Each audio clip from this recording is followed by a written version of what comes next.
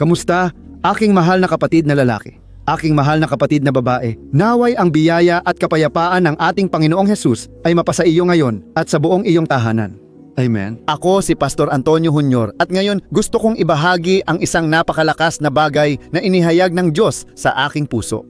Hindi ko mapigilang iparating sa iyo ang mensaheng ito dahil tiyak na magdadala ng kapayapaan ang Diyos sa iyong puso ngayon. Alam ko na ikaw na nakikinig sa akin dito.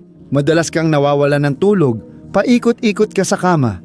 Iniisip ang bayarin bukas, iniisip ang medical report, iniisip ang napakaraming bagay na kailangan mong ayusin.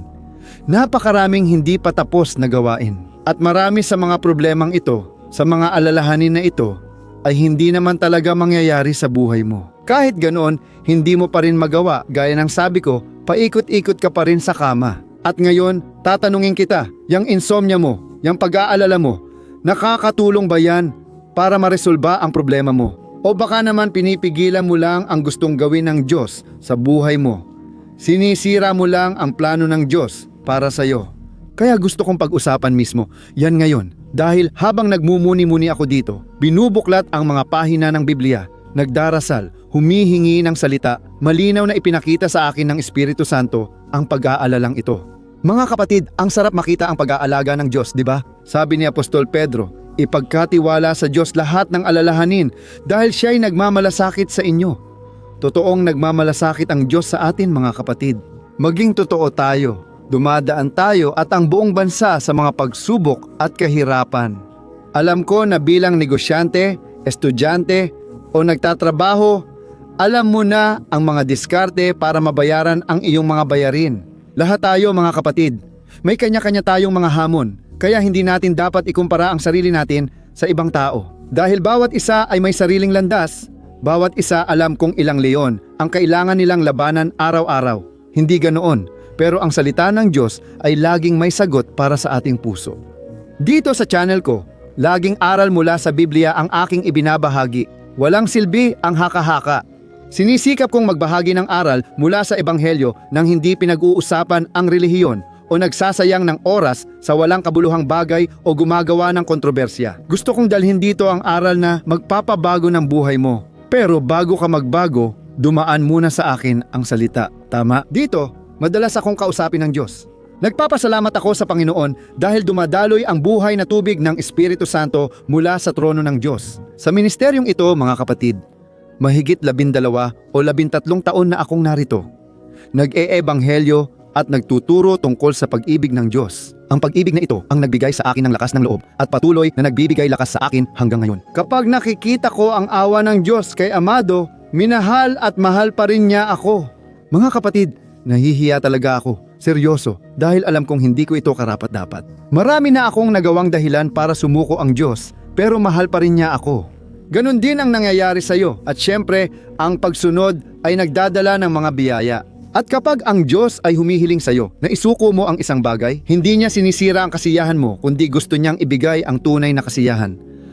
Ang makasama si Jesus at lumakad kasama ang Diyos. Mga kapatid, ito ang pinakadakilang kagalakan at tunay na kalayaan.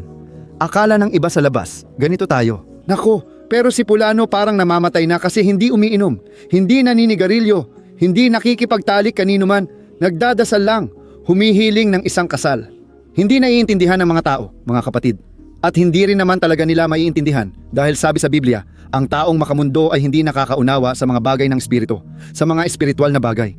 Naalala ko na minsan, humihingi ako sa Diyos, di ba, ng isang asawa. At madalas akong nagdarasal at sinasabi ko sa mga tao na bibigyan ako ng Diyos ng isang pinagpalang kasal. Nagpopropesiya ako, mga kapatid, at baka ito ang kulang sa buhay mo, ang magpropesiya laban sa mga sitwasyon at bundok na humaharang sa iyo. Isang araw, may dalagang lumapit at nagsabing, "Kuya, pwede ba kitang sabihan ng isang bagay? Nagsasalita ka ba dyan? Bibigyan ka ba ng Diyos ng asawa at na magiging masaya ka sa kasal at na pinipigilan mo ang sarili mo sa sexual na bagay para sa kasal?" At sinabi niya, paano kung hindi ka pakasali ng Diyos? Paano kung umabot ka ng 50 o 60 at di ka pakasal? Ano na mangyayari sa'yo? Sabi ko, tingnan mo, kailangan kong umiwas sa makamundong kaligayahan. Hindi ako magkakaroon ng relasyong sexual. Ayokong sumuway sa Diyos pero mga kapatid, tapat ang Diyos. Nagpakasal akong 29 na taong gulang na birhen. Nagbago ako noong 18, kaya inalagaan ako ng Diyos noon. Siyempre, alam ko na may mga tao na sa kasamaang palad, nagkasala bago magpakasal, bago ang kasal, pero naroon ang magandang balita. Sa 1 Juan 1:9, na kung ipapahayag mo ang iyong kasalanan, siya ay tapat at makatarungan na patawarin ka at linisin ka sa lahat ng kalikuan, lahat ng kasamaan na dinala ng kasalanan. Pinapatawad at nililinis ka ng Diyos. Amen. Dahil namatay si Jesus sa krus para sa ating mga kasalanan, kapatawaran at bagong pagkakataon. Kung ginawa ito ni Jesus sa akin, sa mga apostol at sa mga nagpakumbaba, bakit magiging iba para sa iyo? Amen? Kaya, angkinin mo ang kapatawarang ito. Tanggapin mo ang kapatawaran ng Diyos at patawarin mo rin ang sarili mo. Dahil wala ring saysay na patawarin ka ng Diyos kung hindi mo pinapatawad ang sarili mo. Kung patuloy mong pinaparusahan ang sarili mo, pinahihirapan ang sarili mo at sinisisi ang sarili mo. Hindi ba panahon na hayaan mong kontrolin at baguhin ng Diyos ang buhay mo? Amen. Kaya, magbibigay ako ng halimbawa. Mga kapatid, magugulat kayo na madalas hindi tayo nakakatulog dahil sa totoo lang, hindi natin iniiwan sa mga kamay ng Diyos ang ating problema. Parang sinasabi natin, Panginoon, hayaan mo muna akong magdesisyon at mag-ayos. Saka ka na lang gumawa ng paraan. Hindi dapat ganoon, mga kapatid. Kaya maraming tao ang hindi nakakatulog ng maayos. Kaya maraming tao ang dumaranas ng depresyon. Kailangan pang uminom ng maraming gamot para kumalma at makatulog, mga kapatid. Normal lang namang dumaan tayo sa pagsubok, di ba? Ang Diyos mismo ang nagsabi diyan sa Awit 34, talata 11, na marami ang ating mga pagsubok dito sa lupa. Pero nililigtas tayo ng Panginoon sa lahat. Kaya normal lang na tayo ay dumaan sa pagkabalisa, depresyon, maaaring mangyari iyon. Pero hindi tayo dapat magpakampante. Pinakaimportante, dapat nating malaman ang ugat ng problema at kung ano ang nagtutulak sa ating ganitong pamumuhay. Dahil ang kalooban ng Diyos para sa atin, sigurado, ay kapayapaan. Na magkaroon ka ng kapayapaan sa iyong puso, na magkaroon ka ng kagalakan. Dahil ang lahat ng ito ay ang Espiritu Santo ang gumagawa sa atin. Amen. Magsisimula na tayo, pero bago iyon, nais kong magpasalamat sa patuloy ninyong pagbabahagi at pagpapadala ng mga panalangin sa marami. At sa ganitong paraan, lumalago ang kaharian ng Diyos. Dahil, gaya ng sinabi ko, hindi tayo nag-uusap tungkol sa relihiyon dito. Dito ay salita lang ng Panginoon. Magdadala ako ng mahalagang mensahe, tapos tayo'y magdadasal. Naniniwala akong sa dulo ng panalangin. Lalabas kang magaan at nabago. Amen. Huwag kalimutang mag-subscribe sa channel ko, lalo na kung bago ka. I-click lang ang mag-subscribe button sa ibaba ng video at i-activate mo ang kampanilya na lalabas sa tabi. Piliin mo ang opsyong lahat. Dahil gusto kong maging bahagi ka ng panalangin sa umaga, panalangin sa gabi at ng mga video tuwing hapon. Sige, magsimula na tayo mga kapatid. Ngayon, pag-uusapan natin ang isang kwento sa Biblia na talaga namang hamon sa ating luhika. Pag-uusapan natin si Apostol Pedro, pero hindi yung Pedro na mainitin ang ulo na pumutol ng tainga ng sundalo o yung naglakad sa ibabaw ng tubig. Hindi yon. Ngayon, pag-uusapan natin si Pedro na nagkaroon ng isang gabi ng pahinga. Isang gabi kung saan mahimbing siyang natulog. Gusto ko lang maintindihan mong hindi natulog si Pedro. Sa isang madaling sitwasyon, sa isang tahimik na araw, walang nangyayaring masyadong seryoso. Ikukwento ko sa iyo ang buong konteksto para maintindihan mong maaari kang magkaroon ng kapayapaan kahit sa gitna ng kahirapan, pag-uusig at digmaan. Maaari kang matulog ng payapa. Amen. Ikukwento ko sa iyo ang tungkol sa unang simbahan ng mga Kristiyano sa mundo matapos mabuhay muli si Jesus. Sila ay labis na inuusig noon. At hindi ito basta paninira lang sa trabaho o basta pagbatikos, kundi usapin ito ng buhay at kamatayan. Dahil gusto ni Haring Herodes na makuha ang pabor ng mga pinuno ng relihiyon, alam mo ba kung ano ang ginawa niya? Pinapatay niya si Santiago gamit ang espada. Gaya ng alam mo sa mga pinunong Hudyo, ipinapako nila si Jesus sa krus kasama ng mga tao. At pagkatapos na muling mabuhay si Jesus, inusig pa rin nila ang sinumang nagtangkang magsalita tungkol kay Jesus. Kaya, ipinapatay ni Haring Herodes si Santiago sa pamamagitan ng espada. Tandaan, si Santiago ay isa sa 3 pinakamalapit na alagad ni Jesus at ngayon ay patay na. At sinasabi sa Biblia na nang mapansin ni Herodes na natuwa ang mga tao dahil dito, ipinahuli rin niya si Pedro. Mga kapatid, malinaw ang plano. Si Pedro ang susunod na papatayin at ang pagbitay sa kanya ay nakatakda pagkatapos ng Paskwa. Kaya, Si Pedro ay nasa tinatawag nating death row. Kumbaga, di ba? Halos ibinigay na ang hatol at iyon na ang huling gabi ni Pedro at kinabukasan siya ay bibitayin sa harap ng publiko. Mga kapatid, maiisip mo ba iyon? A opressão espiritual. Pero gusto kong basahin sa iyo kung ano ang nakasulat sa mga gawa kabanata 12, talata 1 hanggang talata 7. Bigyang pansin mo ang sinasabi ng Biblia, ganito ang nakasulat. Noong panahong iyon, sinimula ni Haring Herodes Agripa ang marahas na pag-uusig sa ilang tao sa iglesia. Ipinapatay niya si Santiago, kapatid ni Juan, sa pamamagitan ng espada at natuwa ang mga Hudyo. Ipinahuli rin niya si Pedro habang ginaganap ang pista ng tinapay na walang pampaalsa. At pagkatapos ay ipinakulong siya, binabantayan ng 4 na grupo ng mga gwardya na may 4 na sundalo bawat isa. Layunin ni Herodes na iharap si Pedro sa mga Hudyo para sa pampublikong paglilitis. Pagkatapos ng Paskwa, habang nakakulong si Pedro, taimtim na nananalangin ang iglesia sa Diyos para sa kanya. At nang gabing iyon, bago dalhin si Pedro sa paglilitis, mahimbing siyang natutulog. Nakakulong siya, may 2 tanikala sa pagitan ng 2 sundalo at may bantay sa pintuan ng bilangguan. Biglang may matinding liwanag na sumiko sa selda at isang anghel ng Panginoon ang nagpakita. Hinipo niya si Pedro sa tagiliran para gisingin ito at mabilis na sinabi, "Tumayo ka na," at nalaglag ang mga tanikala mula sa mga kamay ni Pedro. Amen mga kapatid, tingnan nyo kung gaano ito kalakas. Ipapaliwanag ko sa inyo. Ayon sa Biblia, taimtim at may matinding pagmamakaawa ang panalangin ng iglesia. Ngunit nasaan si Pedro noon? Palagay nyo ba naglalakad siya sa selda at kinakagat ang mga kuko niya? Sa tingin nyo ba sinusulat niya ang kanyang pamamaalam?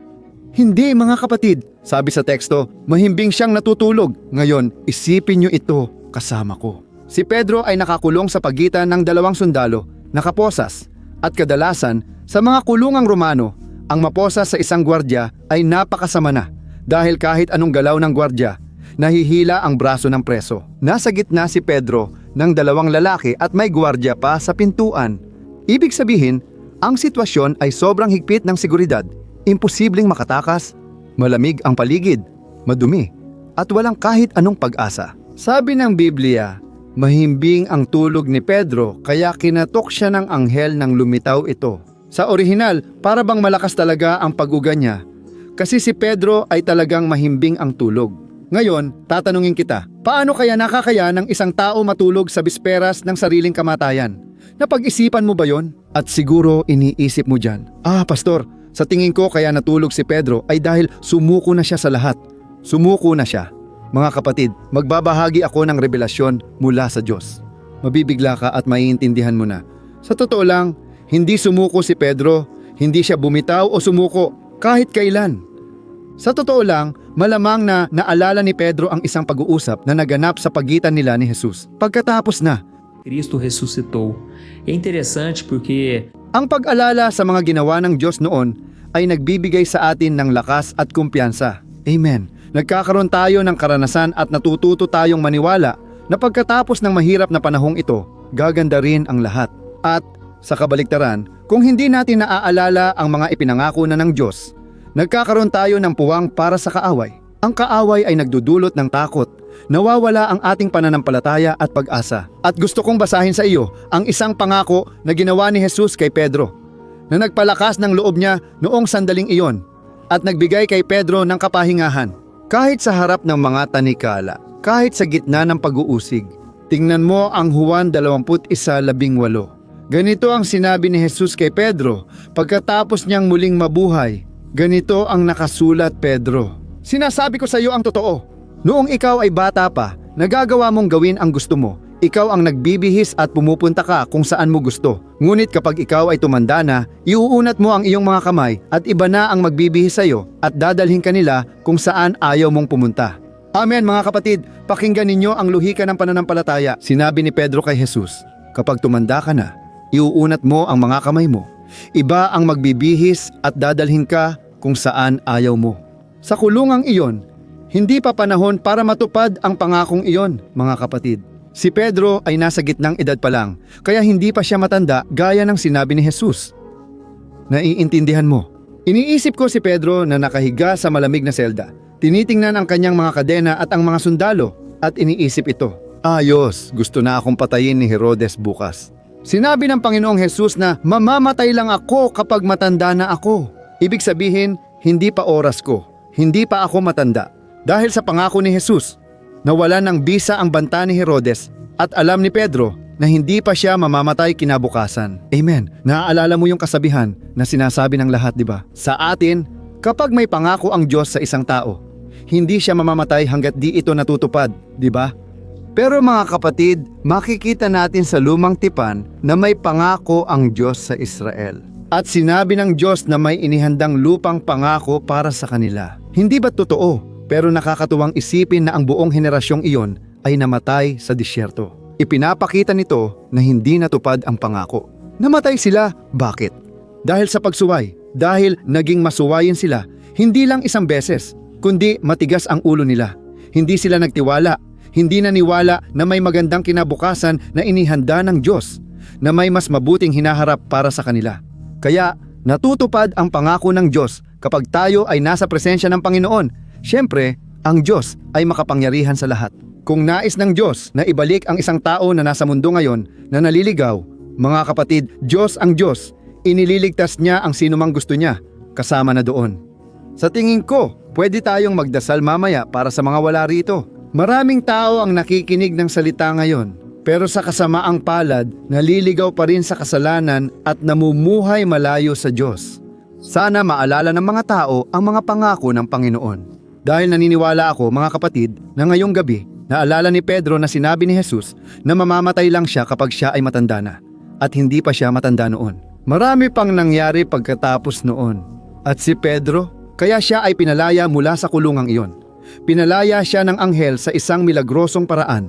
Kaya nga nakalampas sila sa mga gwardya. Isa iyong kulungan na may pinakamataas na seguridad at gumawa ang Diyos ng isang pambihirang himala. Pagdating ni Pedro sa bahay ng mga kapatid, hindi sila makapaniwala na siya iyon dahil sa kamanghamanghang himala.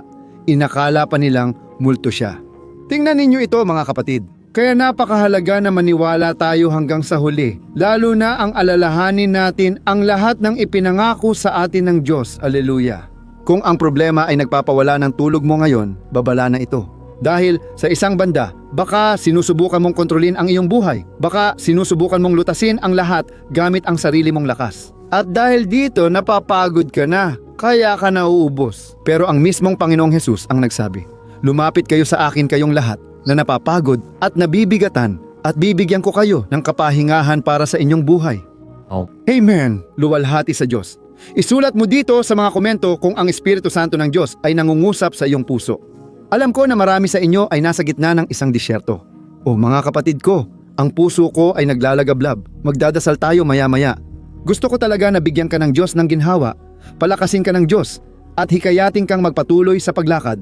Luwalhati sa Diyos. At bago tayo magdasal mga kapatid, gusto ko ring ibahagi ang isa pang salita na inilagay ng Diyos sa puso ko, na nagpapakita kung gaano makapangyarihan ang Diyos. Naalala mo si Daniel sa yunggib ng mga leon? Alam kong kilala ng lahat ang kwentong ito, di ba? Pero madalas, hindi napapansin ang mga detalye. Gusto ko lang ipaalala na noon, si Haring Dario ang namumuno at gusto niya si Daniel, alam mo. Pero nautos siyang pumirma ng kautusan na naghatol kay Daniel ng kamatayan. Pagkatapos, itinapon si Daniel sa yungib at bumalik ang hari sa palasyo. Tingnan mo ang nangyari noong gabing iyon nang ihulog si Daniel sa yunggib ng mga leon habang sinusubukan ng hari matulog. Tingnan mo kung ano ang nakasulat sa Daniel Kabanata 6, talata 16 hanggang 22. Nag-utos ang hari na hulihin si Daniel at ihulog sa yungib ng mga leon. At sinabi niya na ang Diyos na tapat niyang pinaglilingkuran ang magliligtas sa kanya. Pagkatapos nagdala sila ng isang bato at inilagay ito sa bunganga ng yungib. Tinataka ng hari at ng mga maharlika ang bato gamit ang kanilang mga singsing. Ninguém pudesse resgatar. Si Daniel, ang hari, ay nagpalipas ng gabi sa palasyo na nag-aayuno. Hindi niya ginusto ang alinman sa kanyang mga karaniwang libangan at hindi siya nakatulog buong gabi. Kinabukasan, maaga siyang nagising at nagmadaling pumunta sa yunggib ng mga leon. Pagdating niya roon, sumigaw siya ng may pag-aalala, "Daniel, lingkod ng buhay na Diyos, ang Diyos na tapat mong pinaglilingkuran, nailigtas ka ba niya mula sa mga leon?" At sumagot si Daniel na, e viva para sempre. Ipinadala ng Diyos ang anghel niya para isara ang bibig ng mga leon. Kaya't hindi nila ako sinaktan sapagkat ako'y itinuring na walang sala sa paningin ng Diyos. Wala rin akong ginawang masama laban sa inyo, O Hari. Tingnan niyo ito mga kapatid, hindi ko alam kung napansin niyo ang pagkakaiba. Sa isang banda, si Haring Dario, ang pinakamakapangyarihang tao sa mundo, noong mga sandaling iyon, nasa kanyang palasyo siya. Isipin mong may marangyang kama siya at mga kumot na lino. Lahat ng bagay ay pabor sa kanya. Pero sabi sa Biblia, hindi siya nakatulog buong gabi. Ibig sabihin, siya ay balisa. Nag-ayuno siya dahil siya ay nag-aalala. Sa totoo lang, at sa kabilang banda, nandoon si Daniel, isang bilanggo, isang hinatulan ng kamatayan. Nasa isang maruming yungib siya, napapaligiran ng mga gutom na leon, na siguradong ilang araw nang hindi pinapakain para mas maging mabangis sila. Malinaw na dapat patay na si Daniel noong sandaling iyon. Pero nang dumating ang hari kinabukasan ng umaga na sumisigaw, sumagot si Daniel ng napakapanatag. Haleluya mga kapatid, ang sagot ni Daniel. Malinaw niya itong ipinapakita sa atin. Siya ay payapa, lubos na payapa, samantalang ang hari naman na nasa lahat ng karangyaan sa mundo. Nabubuhay siya sa impyerno sa isipan niya. Alam mo ba kung anong itinuturo nito na ang tunay na kapayapaan Ela não vem da ausência de problema. ng pag-uusig? Ang mga leon dito ay sumasagisag sa lahat ng masama laban sa atin. Ang dyablo, ang mga tukso. Mga kapatid, maaari nating maranasan ang lahat ng ito, ngunit manatili pa ring payapa. Aleluya sa kapayapaan. Hindi ito nagmumula sa pagkakaroon mo ng maraming pera sa bangko o sa kawalan ng anumang problema sa kalusugan ng iyong pamilya. Ang kapayapaan ay dumarating sa presensya ng Diyos na kasama natin kahit nasa gitna tayo ng problema. Nakakatuwang isipin na ang pag-aalala ng hari ay di naman nakapagsara ng bibig ng leon. Ang nagligtas kay Daniel ay ang kanyang pagtitiwala sa buhay na Diyos. Aleluya. At baka iniisip mo dyan, Pastor, pero espesyal naman talaga si Daniel. Di ba? May plano ang Diyos sa buhay ni Daniel. Mahal kong kapatid, espesyal ka rin. May plano rin ang Diyos sa buhay mo. At pareho lang ang prinsipyo. Ang iyong pag-aalala, pagkawala ng tulog at desperasyon ay hindi makakatulong sa paggaling mo o pagbabayad ng utang. Ang tanging nagagawa ng sobrang pag-aalala ay nakawain ang lakas na kailangan mo para harapin ang mga hamon. Naiintindihan ni Amen ang gusto kong sabihin, kaya kailangan kong talakayin ang isang seryosong bagay ngayon. Madalas akala natin ang pagiging Kristiyano ay basta pagpunta sa simbahan at pag-iwas sa masama, lalo na sa nakikita ng iba. Mga kapatid, ang kakulangan ng tiwala at pananampalataya na nagpapanggap na pag-aalala ay kailangan din nating harapin. Dahil sinabi sa atin ni Jesus na huwag tayong mabalisa tungkol sa anumang bagay. At kapag hinayaan nating manaig ang pagkabalisa sa ating buhay, inaamin natin na hindi sapat ang Diyos, na hindi makapangyarihan ang Diyos, na wala siyang kapangyarihan para baguhin ang ating sitwasyon. Kaya gusto kitang tanungin dito, ano ang mga pangakong ibinigay sa iyo ng Diyos noon? Ano ang salitang ipinagkaloob sa iyo ng Diyos? Kailan hinipo ng Panginoon ang iyong puso? Kung nangako ang Diyos na iingatan niya ang iyong tahanan at pamilya, bakit ka nag-aalala at iniisip mong wala nang pag-asa ang anak mo? Bakit mo sinasabi sa lahat na masyadong malaki ang iyong problema? Kung sinabi ng Diyos na hindi maghihirap ang kanyang mga anak, bakit mo iniisip na magugutom ka bukas? Mag-isip-isip tayo, mga kapatid. Kailangan nating muling maniwala sa mga pangako ng Diyos. Amen sa kapahingahan, mga kapatid. Isa itong malinaw na halimbawa na tayo ay nagtitiwala sa pag-ibig ng Diyos, sa kanyang pag-aalaga sa atin. Gusto kitang hamunin ngayon para baguhin ang iyong ugali. Kapag matutulog ka mamaya at napansin mong hindi ka makatulog, baling ka sa isang tabi, baling ka sa kabila. Simulan mong magdasal at kausapin ang Diyos. Huwag mo akong hayaang mag-aksaya ng gabing walang tulog. Panginoon, ayokong magpatuloy ng ganito. Nais kong magtiwala sa iyong kapangyarihan at pagmamahal. Magdasal pa kayo mga kapatid at bawasan ang pag-aalala. Amen. Tingnan mo, hinipo ng Diyos ang puso mo ngayon, naniniwala ako. Isulat mo sa mga komento. Sa sarili mong salita, ang isang bagay na ginawa ng Diyos sa buhay mo dahil sa mensaheng ito. Kaya, tayo ay magdarasal sa mismong sandaling ito. Pakiusap, huwag kang umalis. Napakahalaga ng sandaling ito. Alam kong gusto ng kaaway na maabala ka at hindi mo matanggap ang biyaya mo. Pero dinala ka ng Diyos dito dahil may nakatakda siyang tagpo para sa iyo ngayon.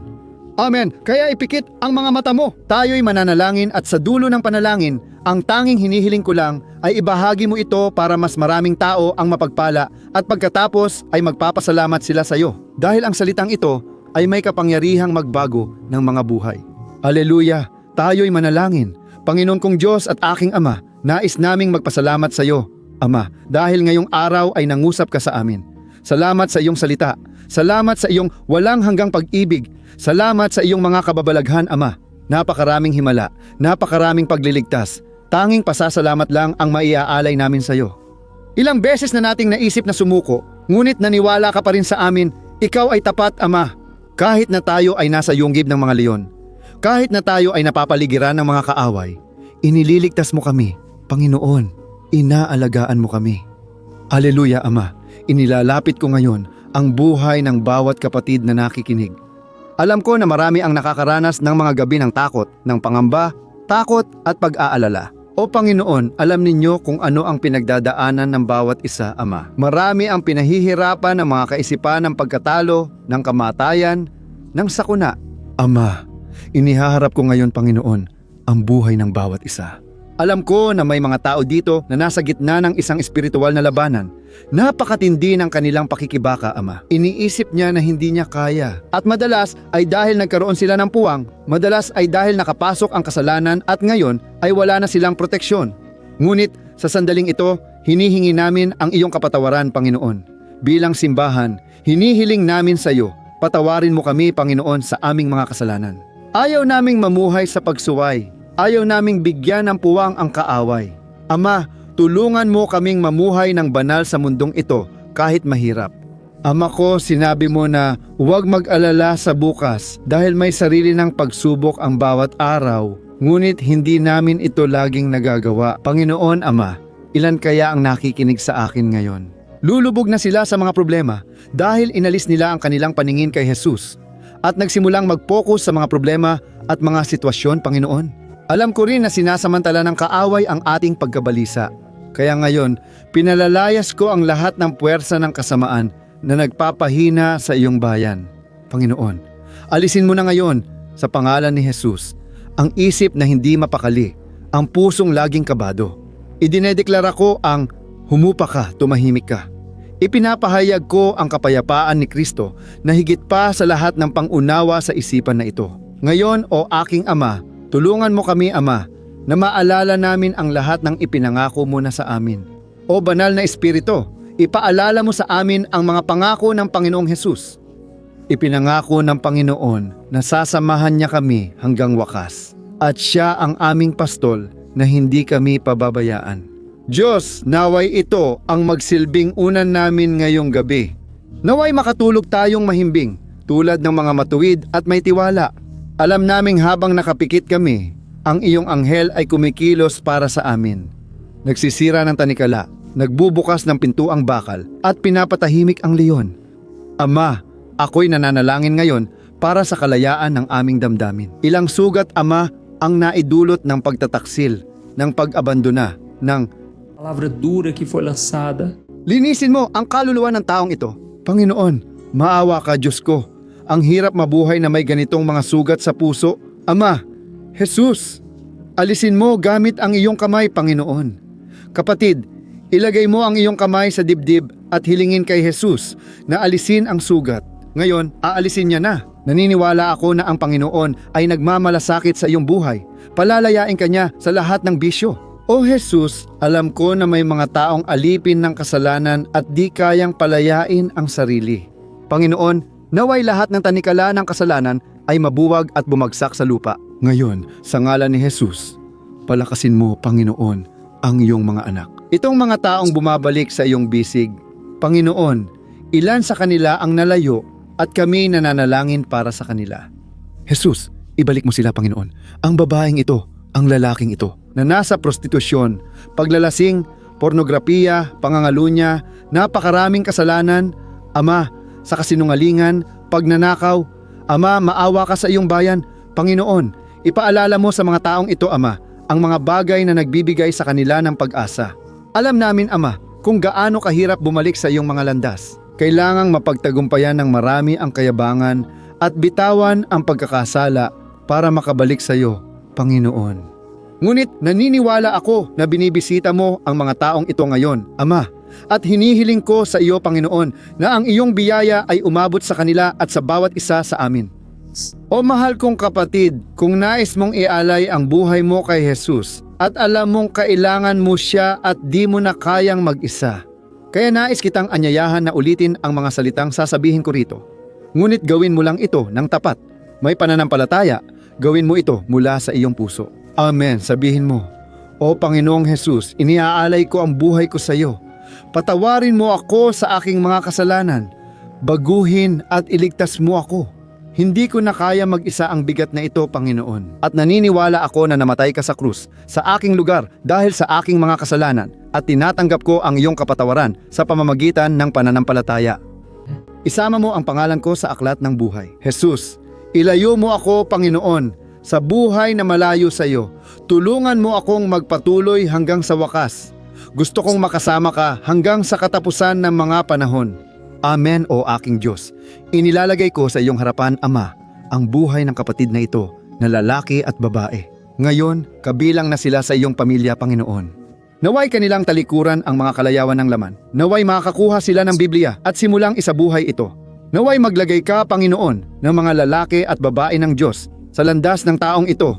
Naway ituro mo siya sa isang simbahan na, Prega a palavra e que Panginoon, gumawa ka ng isang kamanghamanghang gawain. Ama, naway ang panalangin ito ay umabot sa 4 na sulok ng Brazil at sa labas ng Brazil. At naway ang iyong pangalan ay maparangalan ngayon at magpakailanman sa pangalan ni Jesus, na aking ipinapanalangin at pinasasalamatan kita. Amen! Kaluwalhatian sa Diyos! Aleluya! Uy, pwede ba kitang tanungin? Napansin mo bang madalas hindi maayos ang mga bagay sa buhay mo? Tapos, pakiramdam mo nawawala ka, frustrated, at iniisip mong di ka na magiging masaya. Ang dami mong problema. Problema sa relasyon, problema sa pamilya, kakulangan sa pera, at kung ano-ano pang nangyayari na talagang nagpapalungkot at nagpapawalang gana sa iyo. Ito ang dahilan ng paghina ng iyong pananampalataya. Alam mo ba bakit ito nangyayari? Siguradong may isang bagay na ikaw está com dificuldade e é exatamente isso que está te impedindo gumagawa ng mali. Kung ilang beses at paulit-ulit mong ginagawa, naniniwala akong mapapansin mo na ikaw ay perdido e frustrado. Por isso eu quero te contar. Dila puwet gusto ko na ngayon. Hindi kontrata ng pananampalataya. At sila ay nagagawang lumago sa espiritual, gumaganda ang kanilang mga relasyon, at ang kanilang buhay ay naging mas masaya at pinagpala. Naranasan ko na ang mga pinagdadaanan mo, at alam ko kung gaano kasakit ang nararamdaman mo. Noon, pakiramdam ko'y naliligaw ako.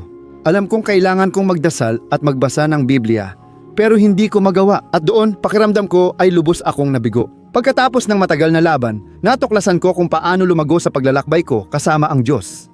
At pagkatapos kong magawa iyon, nagbago ang buhay ko. Parang mula sa tubig naging alak. Napakalaki ng pagbabago na ngayon ay natutulungan ko ang libo-libo at libo-libong tao araw-araw. Kaya gusto kong mangako ka, una sa sarili mo at pati na rin sa Diyos, na susundin mo ang lahat ng sasabihin ko dito sa video na ito. Ayos ba? Ang unang bagay na kailangan mong gawin, kailangan mong manalangin at magbasa ng Biblia sa tamang paraan para pumasok ito sa puso mo at magdala ng pagbabago na matagal mo nang hinahangad at mabago rin ang ugali mo. Alam ko na madalas hindi mo alam kung paano kikilos dahil ang puso mo ay sobrang malungkot, balisa, nababalisa at naliligaw. Alam ko rin na madalas kang nadidismaya dahil wala kang lakas para magpatuloy. Ganyan din ako matagal na muhay at alam ko na yon hanggang sa nagsimula akong makakita. Palavra de Deus de uma forma simples e prática. Ang paglalakbay na iyon ang nagbago ng buhay ko.